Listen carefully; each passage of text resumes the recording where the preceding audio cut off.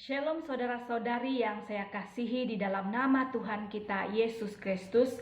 Salam damai daripada Tuhan kita Yesus Kristus memberikan kita kekuatan, memberkati kita semua, bahkan memberi kita sukacita yang penuh dengan penuh ucapan syukur di hadapan Tuhan. Saudara, kita sudah masuk di dalam minggu yang kedua di dalam bulan Desember ini. Kita di minggu-minggu Advent, yaitu fasa-fasa kedatangan Mesias. Mari kita berdoa sebelum kita mendengar firman Tuhan. Bapa yang baik, kami sangat bersyukur pada Tuhan. Engkau sudah memberkati dan juga memelihara kehidupan kami sepanjang beberapa minggu yang lalu. Minggu yang sudah kami lalui, bahkan hari ini kami bangun karena anugerah-Mu. Dan saat ini kami mau mendengar firman Tuhan. Biarlah Engkau yang terus menolong untuk kami memahami, mengerti akan firman Tuhan yang akan kami dengar, bahkan yang hamba yang Engkau pakai, Engkau yang bekerja sesuai dengan rencana dan kehendak-Mu. Dalam nama Tuhan Yesus Kristus kami berdoa. Amin.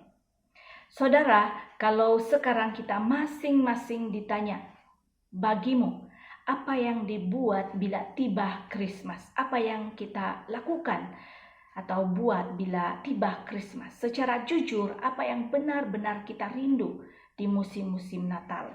Mungkin buat orang-orang muda, saya mahu jalan-jalan ke luar negara bersama kawan-kawan saya atau keluarga saya. Tapi di dalam musim sekarang memang tidak dapat mengizinkan, agak susah.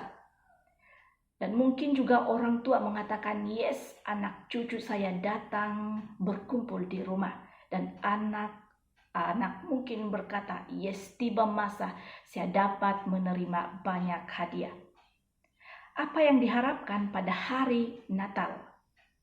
Tentu kita boleh saja berharap, yang belum memiliki ini, kita berharap memilikinya. Itu tidak salah. Yang jauh dari keluarga, tentu kita bahagia bertemu dengan orang yang kita cintai. Itu juga tidak salah. Anak-anak juga tidak salah kalau dia berharap di hari Natal itu ada hadiah-hadiah. Itu tidak salah.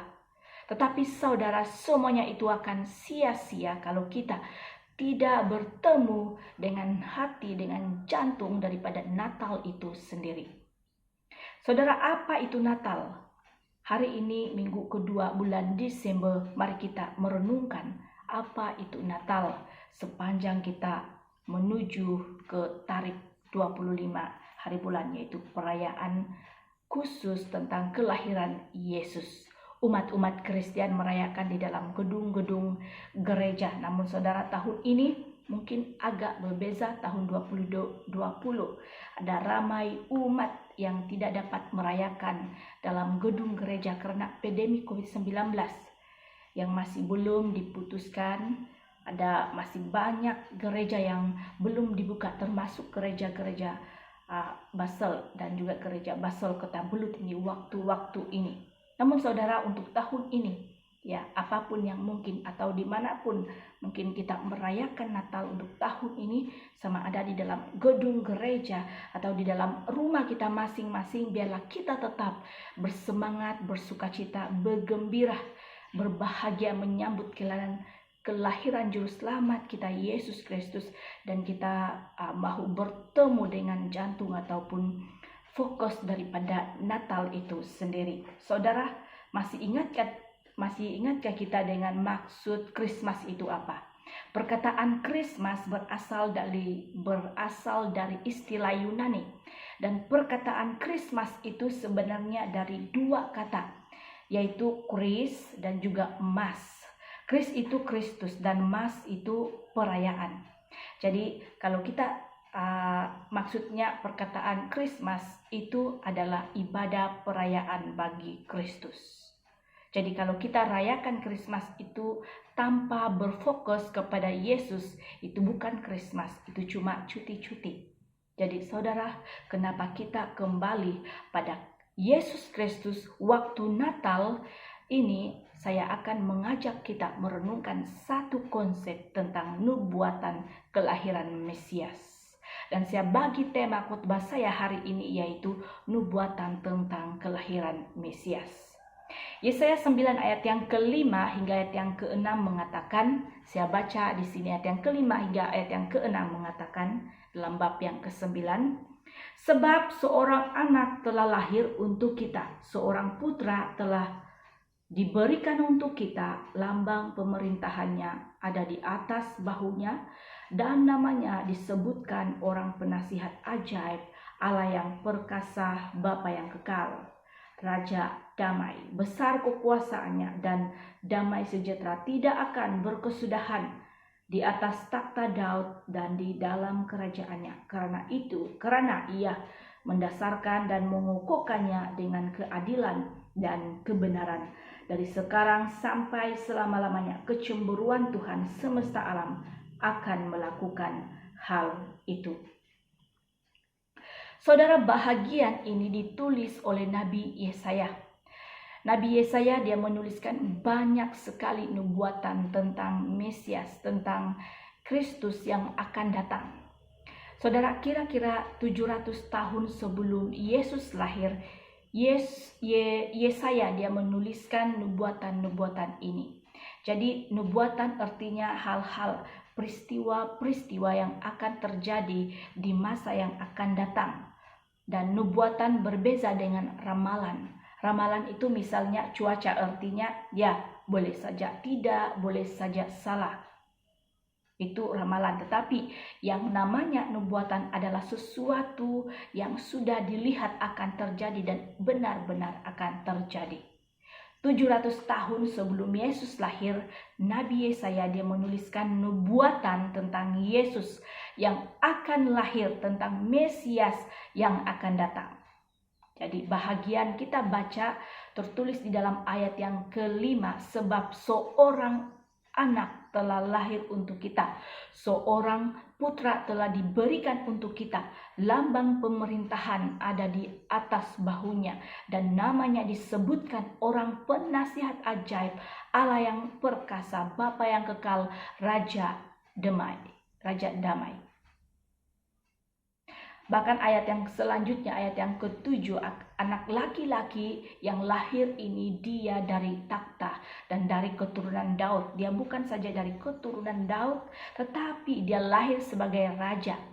700 tahun sebelum Yesus lahir, hal ini diberitakan dan memang ini yang terjadi. Lalu 700 kemudian, pada waktu malaikat Gabriel menampakkan diri kepada Maria, malaikat Gabriel berkata kepada Maria di dalam Lukas 1:31 ayat yang ke-33, engkau akan mengandung dan akan melahirkan seorang anak laki-laki, seorang putra yang harus engkau bagi nama Yesus, yang akan menjadi agung dan yang akan disebut anak Allah yang maha tinggi. Takhta Daud nenek moyangnya, dan akan menjadi raja atas keturunan Yakub selama-lamanya. Saudara, 700 tahun dikatakan bahwa ada seorang anak laki-laki yang akan lahir menjadi raja dari keturunan Daud. Di bahagian lain dicatat juga oleh Yesaya bahwa anak laki-laki ini akan lahir dari seorang perawan. Ini cuma sebahagian nubuatan Yesaya tentang kelahiran Yesus, tetapi di dalam nubuatan yang lain juga, di dalam kitab yang lain ada juga disebut nubuatan tentang kelahiran Yesus. Lalu kemudian kalau kita kembali lebih awal lagi, 1500 tahun, kira-kira 1500 tahun sebelum Yesus lahir, Nabi Musa menuliskan tentang kisah penciptaan dunia. Bayangkan saudara, Musa yang menulis, sedangkan Musa hidup 1500 tahun sebelum Masehi. Bagaimana Musa tahu kejadian dunia seperti apa? Dia belum lahir, dia belum ada. Kenapa? Karena Tuhan yang menyatakannya dan mewahyukannya kepada Musa begitu besar sehingga terjadilah kitab Kejadian, Keluaran, Imamat, Bilangan, dan juga Ulangan. Musa menulis bagaimana terjadi penciptaan. Musa menulis apa yang terjadi setelah Adam dan Hawa jatuh ke dalam dosa. Musa menuliskan bahwa Allah sejak manusia jatuh ke dalam dosa sudah memberikan sebuah janji yang juga dinubuatkan. Dia mengatakan, "Aku akan mengadakan permusuhan antara engkau dan perempuan ini, antara keturunanmu dan keturunannya akan meremukkan kepalamu dan engkau akan meremukkan tumitnya." Kejadian 3 ayat yang ke-15. Nubuatan Musa 1500 tahun sebelum Yesus lahir digenapi dalam diri Yesus Kristus.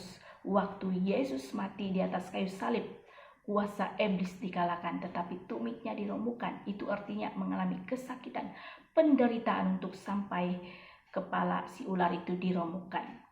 Ya. Kemudian bukan cuma Nabi Yesaya, Nabi Musa, tetapi Mikha juga. Mikha hidup satu zaman dengan Yesaya. Mikha juga menubuatkan bahwa Mesias Yesus Kristus yang akan lahir itu akan lahir di Bethlehem. Mikha 5 ayat yang kedua. "Tetapi engkau, hai Bethlehem Efrata, hai yang terkecil di antara kaum-kaum Yahuda, daripadamu akan bangkit bagiku seorang yang akan memerintah Israel, yang permulaannya sudah sejak purbakala, sejak dahulu kala." 700 tahun sebelum Yesus lahir sudah dikatakan Bethlehem, di situ tempat Yesus lahir. Saudara, satu lagi ayat yang saya mahu bagi kita kasih contoh, Yesaya 53 ayat yang ke-12 mengatakan, "Sebab itu aku akan membagikan kepadanya orang-orang besar sebagai rampasan, dan ia akan memperoleh orang-orang kuat sebagai carahan, yaitu sebagai ganti karena ia telah menyerahkan nyawanya ke dalam maut, dan karena ia terhitung di antara pemberontak-pemberontak, sekalipun ia menanggung dosa banyak orang dan berdoa untuk pemberontak-pemberontak."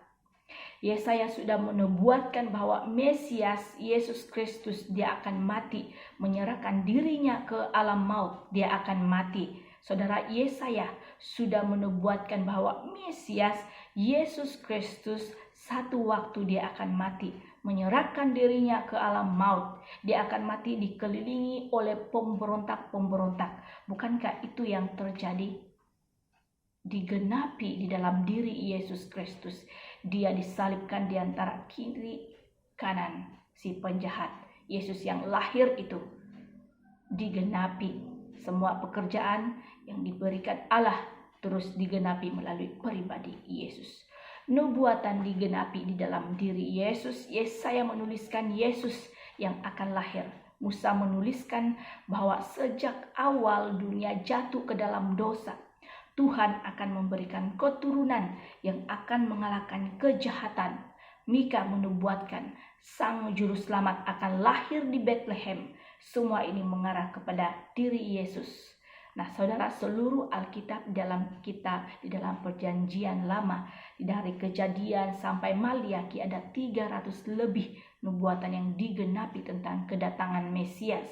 Kemudian setelah itu ada 500 nubuatan yang sedang dan akan digenapi tentang Tuhan Yesus Kristus yang akan datang kedua kali. Ya.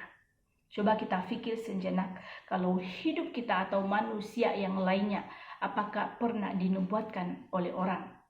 Ya, misalnya atuk nenek kita, kamu menubuatkan, "Keri, istrimu akan melahirkan 5 orang anak." Kita tidak begitu. Paling yang selalu orang buat itu adalah ramalan. Saudara, Yesus yang lahir, Yesus yang kita peringati setiap bulan Desember adalah Yesus yang sudah menggenapi nubuatan-nubuatan nabi-nabi Allah. Lalu apa pentingnya nubuatan ini? Jadi maksudnya itu, saudara, Yesus yang kita rayakan ini adalah Allah yang menjelma menjadi manusia, yang menggenapi lebih daripada 300 lebih nubuatan. Secara manusia tidak mungkin, tetapi bagi Allah tidak ada yang mustahil. Sehingga bila tibanya masa Natal, masa Christmas, kalau kita tidak kembali kepada Kristus, jantung Natal itu kosong. Justru waktu kita merayakan Natal, Yesus lahir, kita mahu ingat bahwa sudah sejak dahulu sebelum Yesus lahir sudah ada dinubuatkan. Seluruh rangkaian Alkitab itu menceritakan Kristus yang akan lahir, yang menggenapi janji-janji dan rencana-rencana Allah untuk menyelamatkan kita. Dialah juru selamat kita yang benar dan layak terima respon sukacita dan kebahagiaan kita setiap kali Natal tiba. Bukan hal-hal lain yang membahagiakan, memberikan kita sukacita di waktu tiba Natal, tetapi karena juru selamat kita, kabar berita baik Yesus Kristus, itulah yang menjadi kebahagiaan kita. Apa hubungan Krismas dengan kita, saudara? Tuhan itu setia sejak hari pertama manusia jatuh dalam dosa. Tuhan memberikan janji dan nubuatan bahwa ada keselamatan. Dia lahir, artinya dia ada keselamatan. Berarti kita menuju ke keselamatan. Dari abad ke abad Tuhan tidak pernah berhenti bekerja. Tuhan terus bekerja dengan cara yang sama, bekerja di tiap kehidupan kita dan anak cucu kita ke depan. Mari kita percaya kepadanya, semakin kita berserah kepadanya. Dia adalah Tuhan di atas sejarah, dia adalah Mesias, dia sudah datang ke dalam dunia, menjelma menjadi manusia, dia sudah lahir, dia sudah mati, dia sudah bangkit, dia naik ke surga, dan juga Yesus yang sama akan datang kali kedua. Kita harus bangga, harus berapi-api bahwa kita percaya Yesus itu bukan cakap kosong. Kita percaya pada Yesus itu bukan cuma iman, bukan iman yang buta, tetapi iman yang dapat kita buktikan dengan saintis melalui nubuatan yang telah digenapi. Natal tahun 2020 ini, walaupun dengan keadaan norma baru yang mungkin tidak mengizinkan kita merayakan bersama-sama dalam gedung gereja akibat pandemi COVID-19, tetapi mari tetap terus bersemangat merayakan kelahiran Yesus dimanapun kita berada, baik secara pribadi maupun ibadah bersama keluarga sendiri masing-masing di rumah. Kita mau bersyukur kepada Tuhan Yesus Kristus yang sudah lahir, memberikan kita pengharapan, keselamatan, memberikan hidup yang kekal, dan Tuhan memanggil kita umat-umatnya yang diselamatkan memberitakan hal ini kepada orang lain, memberitakan kabar baik ini kepada orang lain. Mari kita berdoa, kita bersyukur kepada Tuhan. Bapa yang baik, kami sangat bersyukur pada Tuhan. Kami sudah mendengar firman-Mu tentang nubuatan kelahiran Yesus.